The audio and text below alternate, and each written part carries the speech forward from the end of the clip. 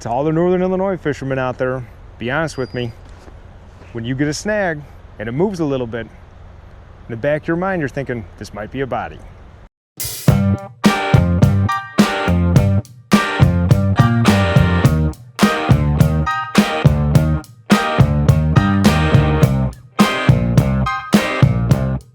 All right, so we're gonna do something a little different today. I know I've been doing these spot burns. We're gonna kind of do a spot burn.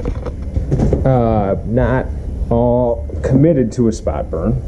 I gotta run home and get another cord so my audio is better. My plans got kind of blown away. I'm actually here in the boat. I'm getting some stuff. So what happened is I was, I do have some little jigs in there that would work. So originally my plan was to go out in the kayak. Actually, it was the boat first, and then the kayak. Because what happened is I took a day off. I took this day off probably, I put in for probably a month ago. Like, it's probably gonna be a nice day. At least it's not gonna be a bad day. I was right. It's not gonna be a bad day. It's gonna be almost 80 today, but we have howling winds coming. And so my one lake, they close it when the winds get too much. They close it, no questions asked. At any point in that day, they're gonna close the gate so you can't get in there. So I'm not gonna risk hooking the boat up and going there and doing all this. So then I'm like, I'm gonna take the kayak out. I'm like, man, the spot I'm gonna go in a kayak, the wind is just gonna not be good. So I'm like, all right, here's what we're gonna do, is we're gonna go in the creek, and I'm going to show you guys, I'm going to give you all the clues of where I'm at. So if you know where I'm from, where I live, then you may be able to guess where I'm fishing. So usually this will be the first time. I've been fishing this creek for about 7 years, I'm going to say. And yeah, maybe even a little longer. And I've always used a fly rod. Always used a fly rod. Today I'm using spinning gear. And so I'm packing, this is all I'm bringing right here. So I just threw some jigs in there and threw some other small soft plastics. I don't leave home without a couple of Mr. Twisters. I just don't. I'm gonna go in this deep dark hole. There's the crappie stuff. Well, crappie size stuff. Well, don't want to go much bigger than crappie size for where we're going. So I will check back in on the water. Just suited up out here on the creek. I got a little derailed. So what happened is you guys saw, I went to the boat. That's where I keep all my rods for the most part. I got a couple I don't really use, but I own back in the garage. But had to pick up some lures and stuff. Went and got my rods, and as remember, I told you guys I forgot that cord. So I was like, I'm gonna run home and get that cord real quick. Well, as I pulled up, I see my 2-year-old on his stomach screaming. So I get out of the car, like, what's going on? He was screaming, he wanted me to stay, wanted to play with me. So I'm like, all right, what we're gonna do, well, we got the woods right by my house, so we decided to take him out to the woods. And we walked him around, we went on some trails. Here's the creek, everybody. And, you know, a good parent is not selfish. So yes, I wanted to go fishing, but I also like to keep my little guy happy. So we took him out to the woods. That cut me down like an hour and a half. And but I'm out here now, so it's the middle of the day. It's cloudy, it's windy. Me and Bushlight Billy are gonna go out fishing tomorrow. We're recording this on Good Friday. I'm recording this on Good Friday. And we're in this creek, and the deal with the creek is it's very secret amongst the guys that fish it. It's very, very secret. If you know me, you know where I live, you could probably put 2 and 2 together. I live within minutes of this creek. But it's one of my favorite fishing spots. You're gonna come out here and you're gonna catch, when the water warms up, I don't know about today, being April 18th. I don't know how it's gonna be today because the water's still cold. I mean, if you feel it now, I mean, that's definitely 50, 53. I used to carry a thermometer, but I broke it. When the water warms up here, you come out here with the rustiest, stupidest little rooster tail you've ever had, and you'll catch 50, 60 bass. You can sit on hooking these things at 50, you know. But I mean, on the low end 20, you gotta know your spots. And that over the last several years, we've figured out our spots. I'm heading up now. I used to fish all this. We're coming up on the back of this bridge. I'll point out spots, throw casts, see what we get. The goal of this video is to see if people are interested in me actually giving the spot away. And comment below. Let me know if you know where I'm at. Comment below if you want me to actually do a full burn. I'm not burning it because Bush Lake Billy, this is one of his favorite spots to fish. So I'm not doing it without him. But pulling an audible, I wanted to get something on YouTube. So we're gonna call it No Tell 'em Creek. We're gonna go through and try and find us some pre-spawn bass on some plastics. This is my first time, as I said, this is my first time ever using conventional gear in this creek. Always been a fly rod. Oh, you can see the woolly bugger right there. That woolly bugger kills them in here. If you got a baitcaster, it's too much for in here. So anyway, I'm gonna put this thing on my head and we're gonna go fishing. We're gonna start with that little plastic right there. Hopefully you guys can see that. It's on my head, so I'm kind of getting used to this. You can see that bridge piling straight ahead that way. There's a deep hole behind it. Sometimes that's good for some real fat little smallmouth. Usually throw about, I'd say 5 or 6 casts at a spot and then move on. They're either there or not, you'll know. This holds true for a lot of creeks across the Midwest. Biggest thing is to know that it really only holds true if your creek holds water all year. This has water all year. There's some monster carp I'd like to fish for. I tried them last year a little bit. I actually made a video out of it, but it turns out the video didn't have any audio and I didn't catch anything. But they're really smart. Oh, we got one.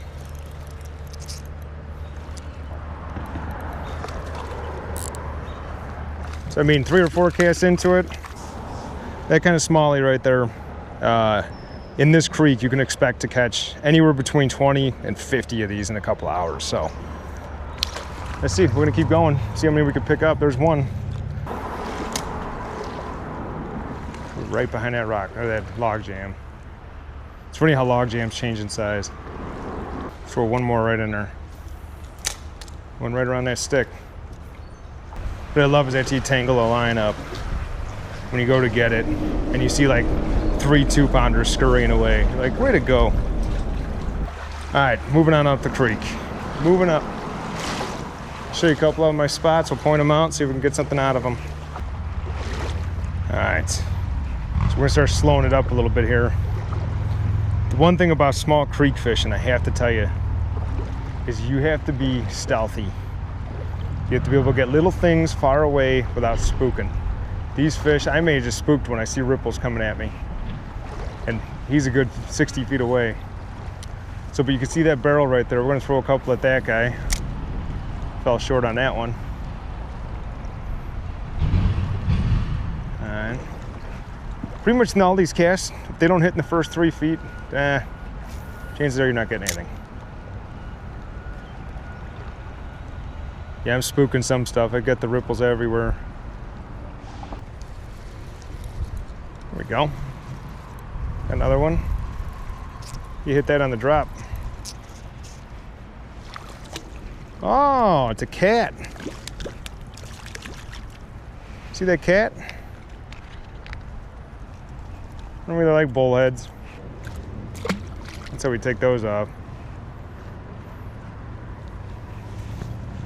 That may be my first bullhead in here. So we're gonna make our way. We're coming up on the biggest pool here in this creek. And I'm pretty sure I'll be able to get across. You gotta come in close to those trees on the right, because it gets, not that it's crazy deep, but right up the middle, you come close to filling your waders. I'm almost 6 feet tall, so based off of that height, you'll almost fill your waders. This is our carp spot. I've sat on that rock bar over there with all different kinds of stuff. Watch these goofy carp come up, give it a sniff, say, nah, not falling for that, and turn around and leave. They may be big, they may be ugly, they are not stupid fish. Have a dance.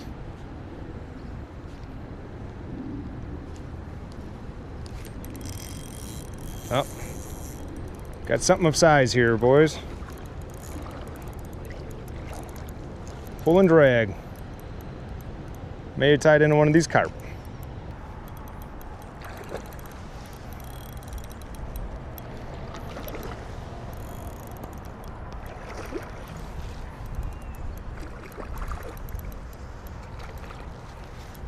I foul hooked a big ass carp.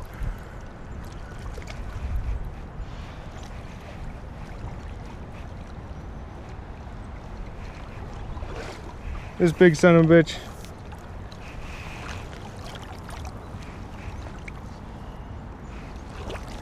I get a picture with this guy. And about my jig bag. Hey, threw it. Let's give him kisses.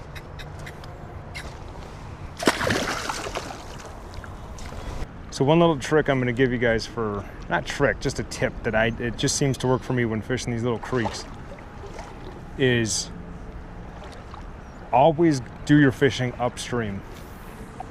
And that's because whenever you're upstream working downstream, you're always kicking a pile of silt up, pile of dirt. Something's floating downstream as a result of you being in the water. So it kind of gives, you know, the fish could be 100 yards downstream of you, and it gives them a heads up, hey, there's a cloud or something. Something's moving around upstream.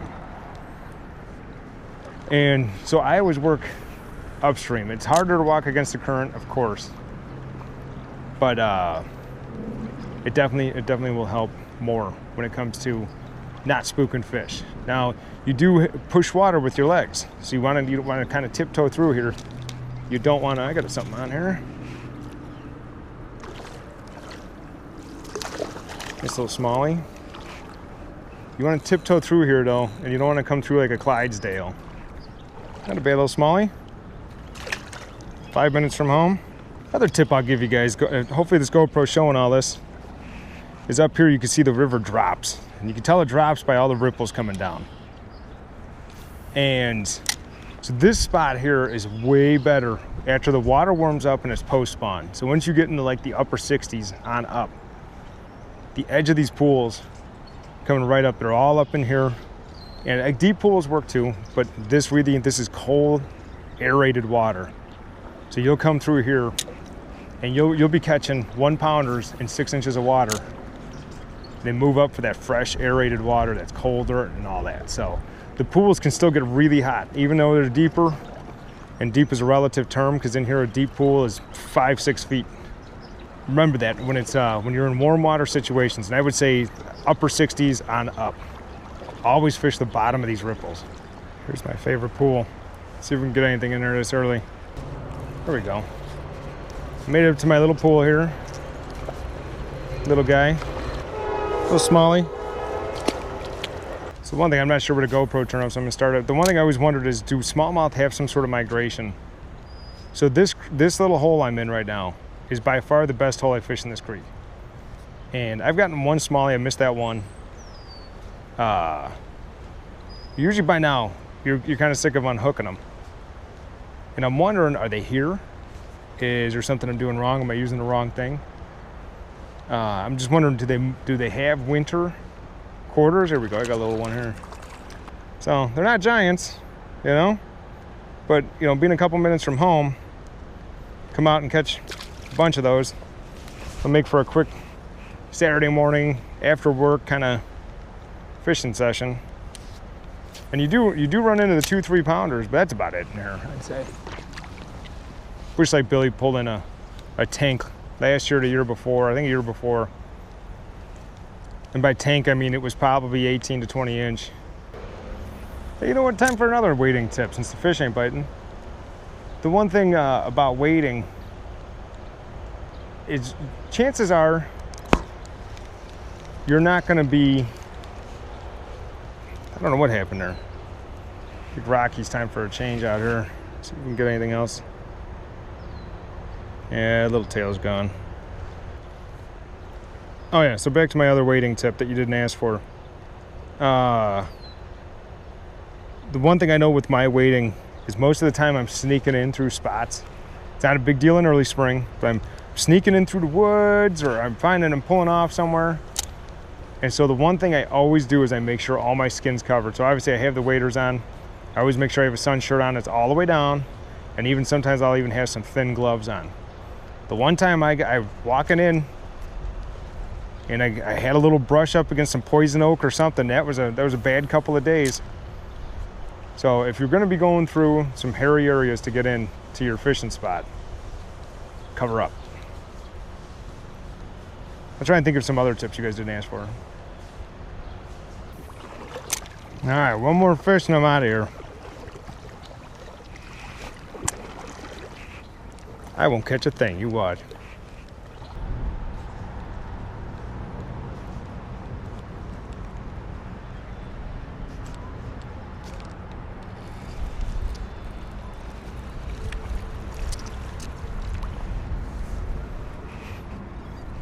Look at that, rock bass.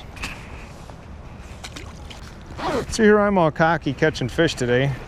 Not sure if I was going to. And oh, one more fish and I'll be done. Yeah, okay, made a fool out of me. Ended with a rock bass, gotta end somewhere. I'm still gonna throw a few more casts, you guys still might see something. But anyway, comment below. Do you want me to burn this spot? Do you want me to keep this spot secret? Do you know this spot? And yeah, also comment below that whether or not fly fishing or conventional catches more fish. Which one do you have more luck with? To me, it's a tool. They're a tool. They're not a lifestyle. They're not a personality. They're a tool. The other thing too is in the description. I did the affiliate link thing now, so I could actually do that. We're gonna try it. Haven't done it yet. But in the description, I'm gonna try and link jigs that I use, super secret, and a couple of plastics. But the one thing I'm gonna put in the description, if you are watching this, you're like, I'd like to try wading. I'm gonna put a pair of waders, probably 2 pairs of waders, real cheap ones, and probably the ones you should buy. And I'm gonna put those in the description as well. I got Orvis on. You do not need to spend $300 or more on a pair of waders. I did because I'm in them all the time. But if you're gonna, I got a motorcycle honking at me. But if you're gonna be in the waders a couple times a year, get some decent ones. Spend $100, you know. But I'll put a pair of cheap ones in just in case. And the other thing too with waders, I prefer stocking foot waders and buying my own boots instead of relying on their sizes. So you buy, you know, something that gets around your belly, but it's a size 12 boot, and you wear a size 10, it's gonna be uncomfortable. Stocking foot waders are the way to go. Anyway, I got about 100 yards left before I'm at the truck. Put this thing back on my head. And yeah, like, comment, you know, please follow the channel. Any little bit you guys can do by poking around on that will help me. So yeah, thanks for watching, everybody.